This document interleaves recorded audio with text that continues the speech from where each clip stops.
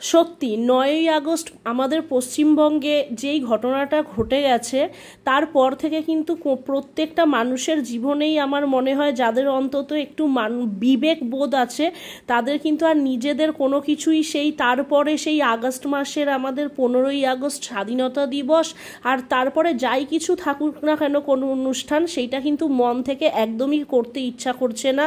আর কয়েকদিন পরেই পুজো, অন্য বছরে এই পুজোর সময় একটা পুজো ফিলিংস থাকে, খালি মনে হয় কি কিছু কেনাকাটি করি, এইটা কিনি সেটা কিনি।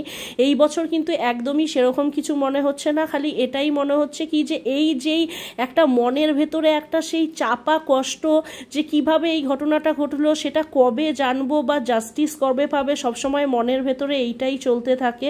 তো 16ই আগস্ট ছিল আমাদের অ্যানিভার্সারি, তো 15ই আগস্ট আমি প্রত্যেক বছর চেষ্টা করি একটুখানি ছোট হলেও একটা অন্তত পতাকা টানিয়ে একটু সেলিব্রেশন করার, সেটা করিনি। 16ই আগস্ট আমাদের অ্যানিভার্সারি ছিল, দুপুরে রান্নাও আমি করিনি।